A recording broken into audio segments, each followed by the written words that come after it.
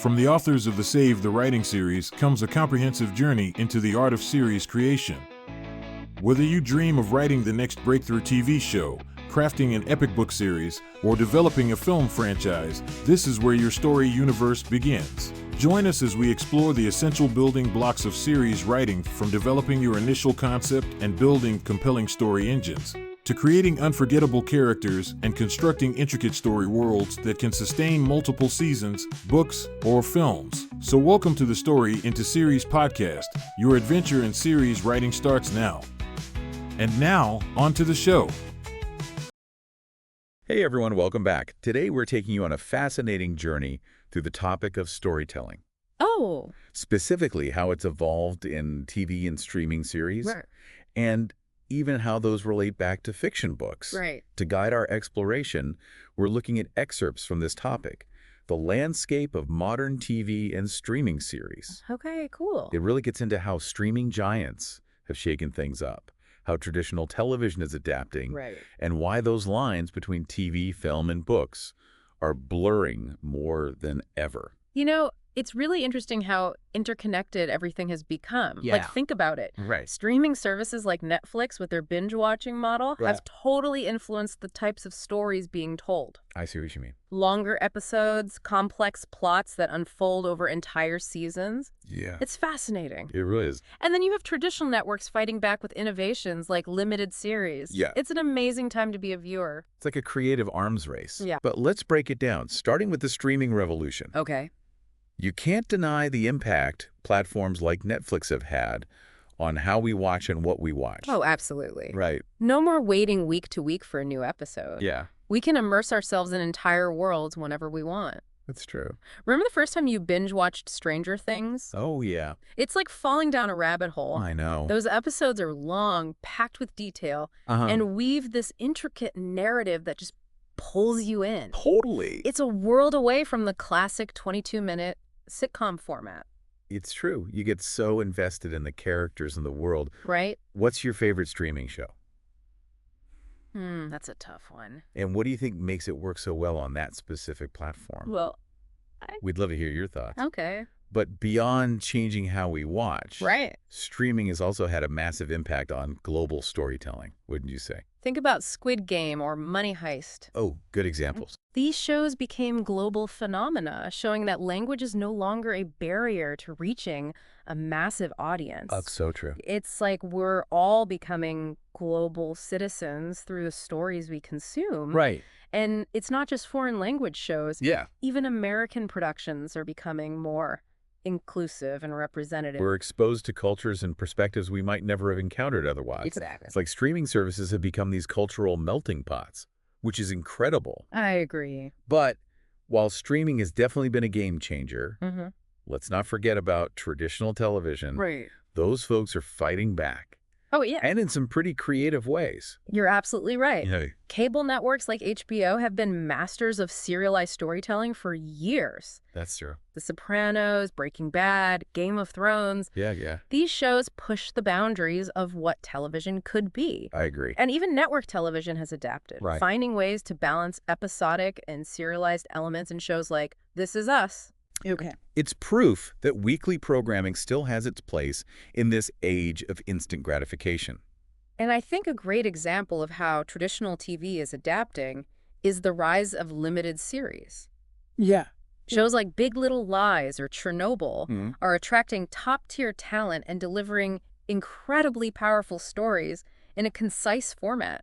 It's true. These limited series are like mini-movies. Yeah, They offer a level of focus and intensity that's hard to sustain over multiple seasons, for sure. and it's clearly resonating with viewers. Right. I'm curious, do you prefer the tight focus of a limited series? Hmm.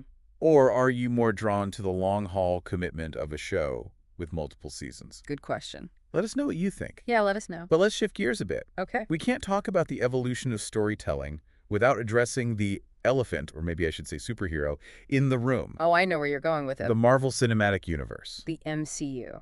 It's the ultimate example of interconnected storytelling. I know, right? We're talking over 30 films and multiple TV shows. Yeah. all weaving together this massive, sprawling narrative that's captivated audiences worldwide. It's pretty amazing. Think about it. A character like Tony Stark, introduced in 2008, has his story arc play out over a decade, Right. culminating in that heroic sacrifice in Avengers Endgame. Oh, yeah. That's some seriously long-form storytelling. It's remarkable. The MCU is built on this intricate web of interconnected storylines, I know. with events in one film having repercussions that ripple through others. Right. It's a testament to the meticulous planning and coordination of everyone involved. Wow. And of course, other franchises are trying to replicate this success. Like who? The DC Extended Universe, for example, has had its ups and downs. Yeah. It makes you wonder, why do some franchises nail this interconnected approach while others struggle? That's a great question. I know, right? It could be the source material, the execution,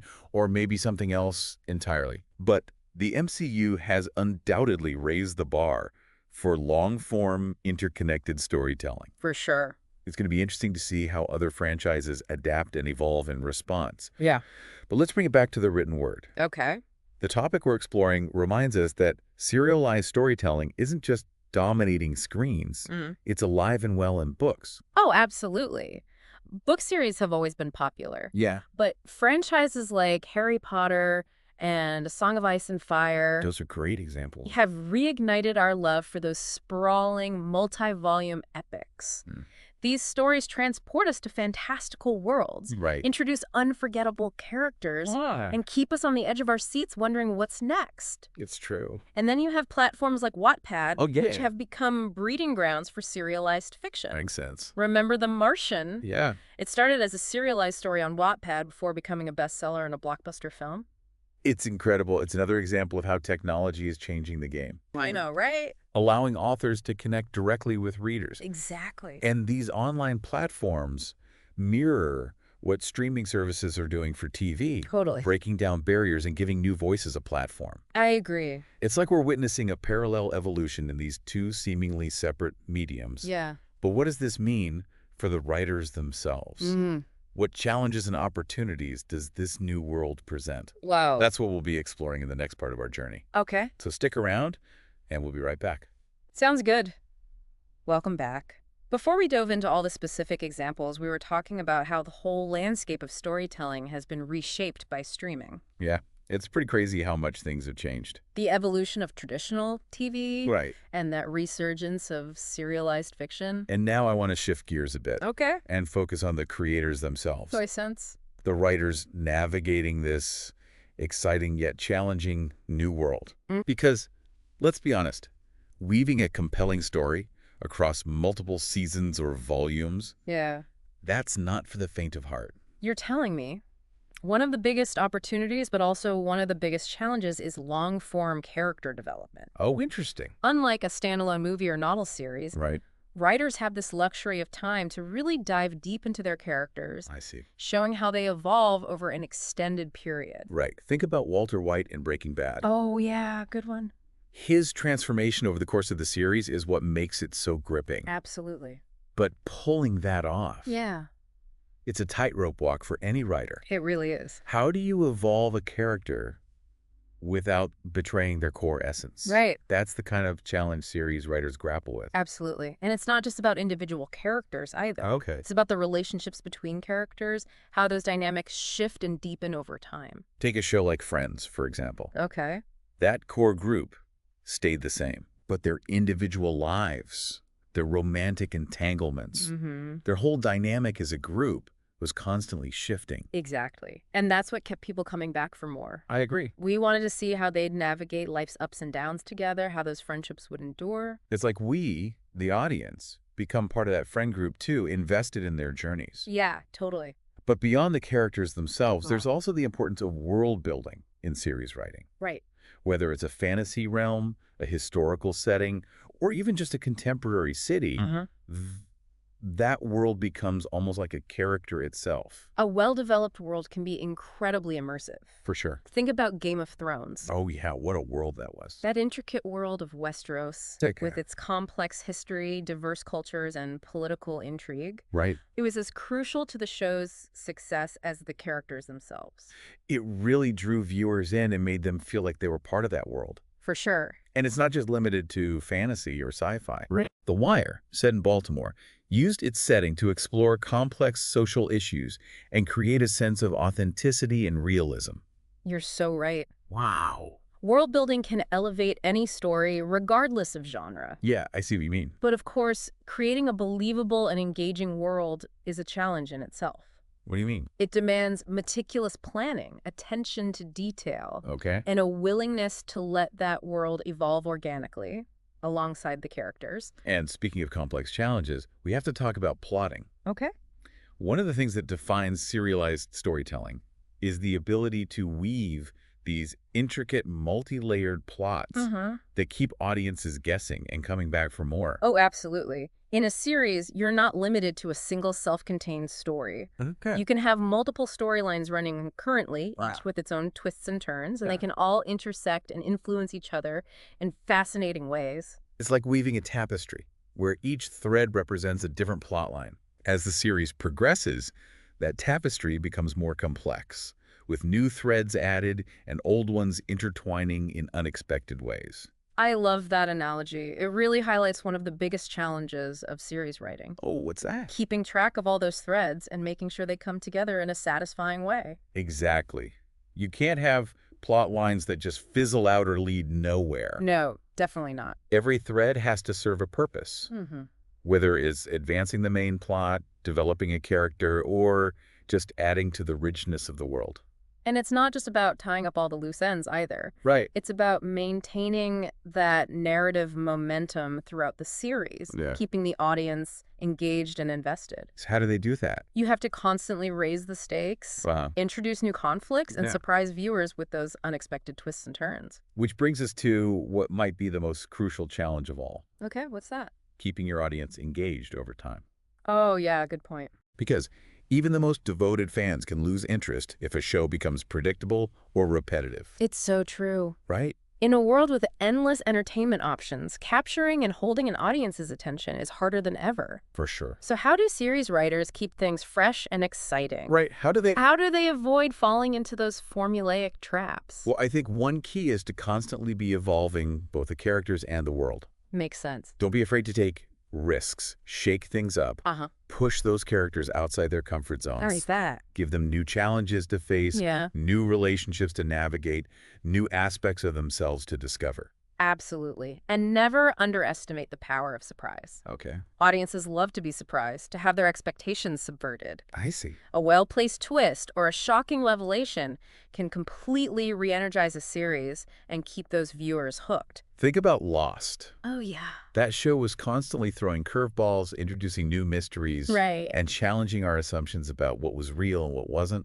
It was a masterclass in keeping us on the edge of our seats. And even though it didn't always provide clear answers, it kept us engaged. Yeah. Because we wanted to see how it would all play out. I know, right? Sometimes it's not about having all the answers. Okay. It's about asking the right questions, creating a sense of mystery that keeps viewers coming back for more. It's about inviting the audience to be active participants in the storytelling process, rather than just passive consumers. Precisely. And that's what makes series writing so challenging yet so rewarding. Wow. It's a collaborative art form, a conversation between the creators and the audience. So, for all you aspiring series writers out there, here's a question for you. Yeah. If you were creating a series, what world would you build? What characters would you bring to life? That's a great question. What kind of story would you tell? Share your ideas with us. Yeah, we want to hear them. Maybe you'll inspire the next great series. And as you embark on your own storytelling journey, remember this. Be bold, be creative, and most importantly, be true to your vision. I love that. The world needs your stories. We've been talking about all these challenges of crafting long-form narratives. Right, so many moving parts.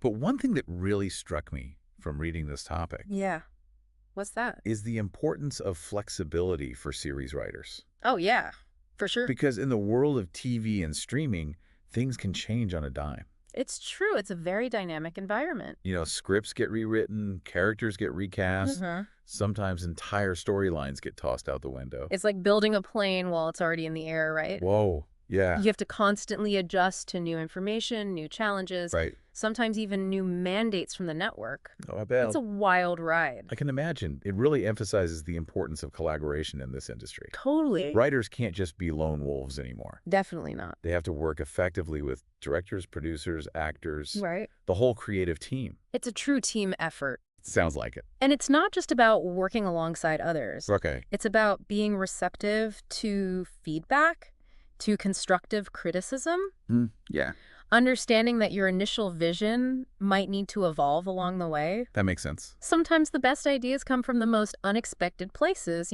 Oh, yeah, like what? A suggestion from an actor, Okay. a note from a producer, Right. even feedback from a viewer Oh, wow. can spark a whole new direction you hadn't considered before. It's all about being open.